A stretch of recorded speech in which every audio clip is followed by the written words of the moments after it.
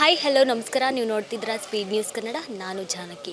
Boss ಸಿನಿಮಾದ ಟ್ರೀಸರ್ ಇವತ್ತು ಎಲ್ಲೆಡೆ ರಿಲೀಸ್ ಆಗಿರುವಂಥದ್ದು. ನಮ್ಮ ಜೊತೆಲಿದ್ದಾರೆ ಈ ಸಿನಿಮಾದ ನಟ, ಅವ್ರನ್ನೇ ಮಾತಾಡ್ಸ್ಕೊಂಡು ಹೋಗೋಣ ಬನ್ನಿ. ಸರ್ ನಮಸ್ತೆ.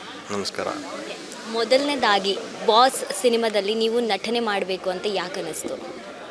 ಇಲ್ಲ, ಕತೆ ಹೇಳ್ಬೇಕಾದ್ರೆ ಡೈರೆಕ್ಟ್ರು ನನಗೆ ತುಂಬ ಇಷ್ಟ ಆಯಿತು. ಸೊ ಚೆನ್ನಾಗಿ ಜನಗಳು ಅಕ್ಸೆಪ್ಟ್ ಮಾಡ್ತಾರೆ ಈ ಕ್ಯಾರೆಕ್ಟರ್ನ ಅಂದ್ಕೊಂಡು ಒಪ್ಕೊಂಡೆ ನಾನು. ಈ ಕತೆ ಕೇಳಿದ್ದೀರಾ. ಸೊ ಈ ಕತೆನ ನೋಡಿದಾಗ ನಿಮಗೆ ಯಾವುದು ಒಂದು ಕತೆ ಮ್ಯಾಚ್ ಆಯಿತು ಅಂತ ಅನ್ನಿಸ್ತು? ಇಡೀ ಕತೆನೇ ಮ್ಯಾಚ್ ಆಗುತ್ತೆ, ಅದಕ್ಕೆ ಎಲ್ಲ ಮಾಡಿದ್ದು.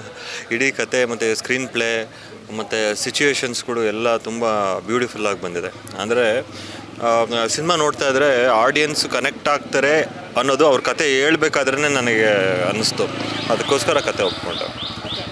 ಬಾಸ್ ಅಂದರೆ ಈಗ ಎಲ್ರಿಗೂ ಪರಿಚಯ ಆಗಿರುವಂಥದ್ದಂದರೆ ಡಿ ಬಾಸ್ ಅನ್ನುವಂತಹ ಹೆಸರು. ಈಗ ಇದೇ ಡಿ ಬಾಸ್ ಅನ್ನೋ ಹೆಸರು ಇಟ್ಕೊಂಡು ಡಿ ಅಂತ ತೆಗೆದುಬಿಟ್ಟಿದ್ದೀರಾ. ಬಾಸ್ ಅನ್ನೋ ಸಿನಿಮಾದಲ್ಲಿ ಟೈಟಲ್ ಇಟ್ಕೊಂಡು ಒಂದು ಸಿನಿಮಾ ಮಾಡ್ತಾ ಇದ್ದೀರಾ. ಅದ್ರ ಬಗ್ಗೆ ಏನು? ಇಲ್ಲ, ನೀವು ಬಾಸ್ ಅನ್ನೋದು ಒಂದು ಯೂನಿವರ್ಸಲ್ ನೇಮ್ ಅದು. ಸೊ ಡಿ ಬಾಸ್ ಅವರು ದೊಡ್ಡವರು, ಕನ್ನಡ ಇಂಡಸ್ಟ್ರಿಯಲ್ಲಿ ಟಾಪಲ್ಲಿರೋಂಥವ್ರು. ಅವ್ರ ಹೆಸರು ಇಟ್ಕೊಂಡು ಸಿನಿಮಾ ಮಾಡಿಲ್ಲ.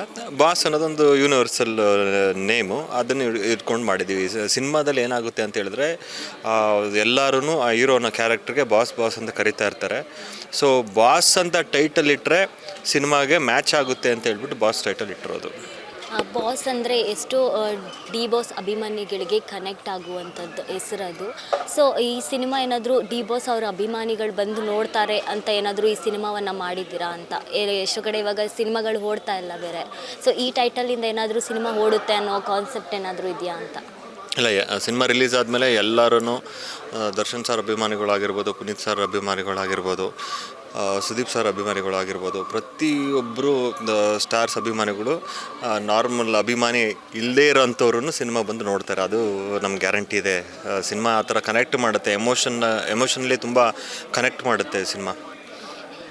ಸೊ ಈಗ ಒಂದು ಟ್ರೀಸರ್ನ ರಿಲೀಸ್ ಮಾಡಿದ್ರು, ಅದರಲ್ಲಿ ಒಂದು ಸಾಂಗ್ ರಾಜಕೀಯದು ವ್ಯಕ್ತಿತ್ವ ಅದೆಲ್ಲ ನೋಡಿಸಿದ್ದೀರಾ. ಸೊ ಯಾಕೆ ಇದನ್ನೆಲ್ಲ ಈ ಸಿನಿಮಾದಲ್ಲಿ ತೋರಿಸಿರುವಂಥದ್ದು?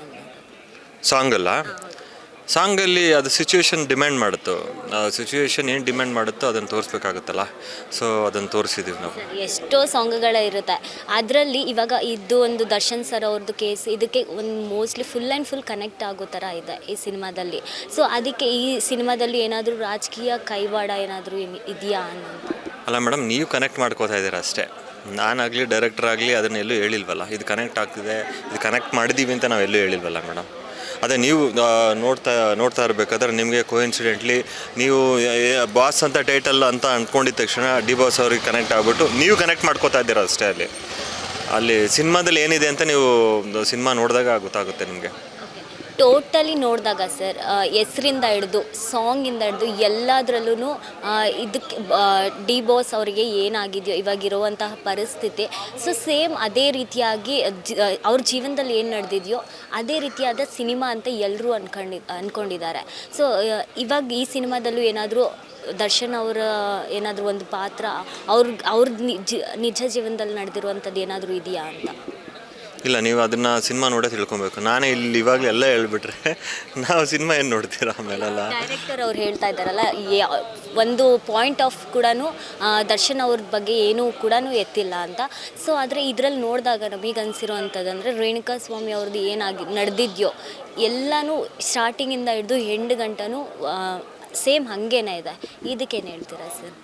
ಇಲ್ಲ, ನೀವು end of the day cinema ನೋಡಬೇಕು. ಸಿನಿಮಾ ನೋಡಿದಾಗಲೇ ನಿಮಗೆ ಕ್ಲಾರಿಟಿ ಸಿಗೋದು. ನಾನು ಇವಾಗ ಏನೇ ಹೇಳಿದ್ರು ನಿಮ್ಗೆ ಯಾವಾಗ ಕ್ವಶನ್ ಮಾರ್ಕ್ ತಲೆಯಲ್ಲಿದ್ದೇ ಇರುತ್ತೆ. ಇವರೇನೋ ಮುಚ್ಚಿಡ್ತಾ ಇದ್ದಾರೆ, ಇವ್ರು ಹೇಳ್ತಾರೆ ಸುಳ್ಳು ಸತ್ಯನೋ ಅನ್ನೋದು. ನಾನು ಇವಾಗ ಏನೇ ಹೇಳಿದ್ರು ಕ್ಲಾರಿಟಿ ಸಿಗೋಲ್ಲ. ನೀವು ಸಿನಿಮಾ ನೋಡಿದಾಗ ಅದ್ರ ಬಗ್ಗೆ ನೀಟಾಗಿ ಕ್ಲಾರಿಟಿ ಸಿಗುತ್ತೆ.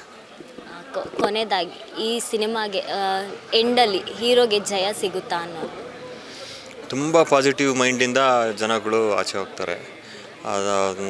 ಎಮೋಷನಲ್ ಕನೆಕ್ಷನಿಂದ ಹೋಗ್ತಾರೆ ಆಚೆಗೆ. ಅದೊಂದು ನಾನು ಹೇಳಬಲ್ಲೆ ಅಷ್ಟೇ.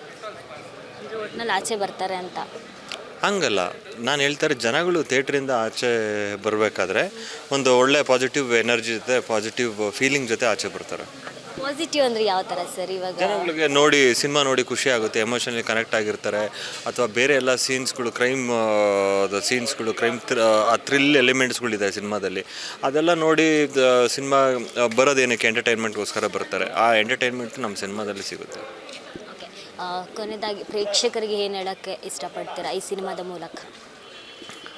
ಸಿನಿಮಾ ನೋಡಿ, ನಿಮಗೆ ಈ ಕ್ಯೂರಿಯಾಸಿಟಿ ಎಲ್ಲ ನಿಮಗೆ ಸಿನಿಮಾ ಥಿಯೇಟ್ರಲ್ಲಿ ಕೂತ್ಕೊಂಡು ನೋಡಿದಾಗ ಗೊತ್ತಾಗುತ್ತೆ, ಕ್ಲಾರಿಟಿ ಸಿಗುತ್ತೆ. Thank you. ಎಸ್, ಇದಿಷ್ಟು ತನುಷ್ ಅವರ ಮಾತಾಗಿತ್ತು. ಕ್ಯಾಮ್ರಾ ಪರ್ಸನ್ ಗಜ ಜೊತೆ ನಾನು ಜಾನಕಿ, ಸ್ಪೀಡ್ ನ್ಯೂಸ್ ಕನ್ನಡ, ಬೆಂಗಳೂರು.